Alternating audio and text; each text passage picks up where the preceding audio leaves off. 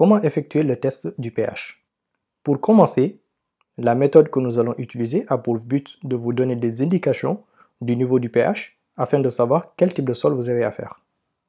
Donc nous allons utiliser une méthode très simple à effectuer avec des outils que vous pouvez accéder facilement, soit peut-être au niveau des pharmacies. On peut simplement tester le niveau du pH au niveau de l'exploitation avec des brandelettes pH. Ces brandelettes, vous pouvez les acheter au niveau des pharmacies de votre localité et vous voyez bien la notation que nous avions énumérée au début. De niveau acide, de niveau alcalin et au niveau neutre. Donc le sol idéal va se trouver entre le 6 et le 7 qui est plutôt dans la partie neutre. D'accord? Donc pour commencer, la première étape va consister à effectuer des prélèvements au sein de l'exploitation à différents niveaux. Au centre, au milieu ou par parcelle. C'est important parce que cela vous permet d'avoir une représentation homogène du sol qui compose l'exploitation. Il arrive souvent que le résultat, une fois que vous avez effectué ce test, qu'il soit biaisé. Par exemple, si une partie de la parcelle est beaucoup plus acide par rapport à une autre, risque d'influer sur le résultat général, sur le résultat total.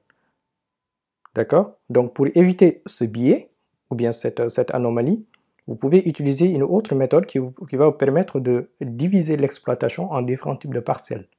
Parcelle 1, 2 ou 3, comme vous le voyez ici. Et au niveau de chaque parcelle, vous allez effectuer des prélèvements comme vous l'avez fait dans la première. D'accord? Et vous allez effectuer les tests à différents niveaux. Dans la parcelle 1, va concerner uniquement ces tests. Dans la parcelle 2, vous aurez uniquement les tests de la parcelle 2, et ainsi de suite. Une fois que vous avez effectué ces prélèvements, voilà les étapes que vous devez suivre. Commencez d'abord par diluer un échantillon du sol dans 5 fois son volume d'eau distillée, de l'eau distillée, d'accord? Puis la deuxième étape, vous allez agiter donc l'eau distillée que vous allez mélanger avec le sol que vous avez prélevé, puis vous allez agiter cela. Vous pouvez continuer d'agiter au minimum jusqu'à 2 minutes. Puis, vous allez laisser les particules de sol se sédimenter dans le fond du bocal. D'accord? Ensuite, vous allez imbiber ces brandelettes pH dans l'eau que vous venez d'agiter pour pouvoir tester le niveau du pH. Une fois que vous avez imbibé cette brandelette, vous allez la retirer puis attendre quelques minutes pour pouvoir comparer avec la grille que vous voyez sur ce tableau de 1 à 14. Cette brandelette va tendre vers une couleur. Donc vous allez voir la couleur la plus représentative de la brandelette que vous avez imbibée dans l'eau. Puis vous allez effectuer une comparaison de la couleur de la brandelette par rapport à cette grille de couleurs que vous voyez, de 1 à 14.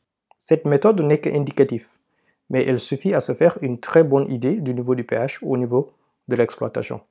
Si ces mesures sont d'apparence simpliste et beaucoup moins fiables que des analyses au laboratoire, elles peuvent par contre vous donner une indication pour pouvoir savoir le niveau du pH.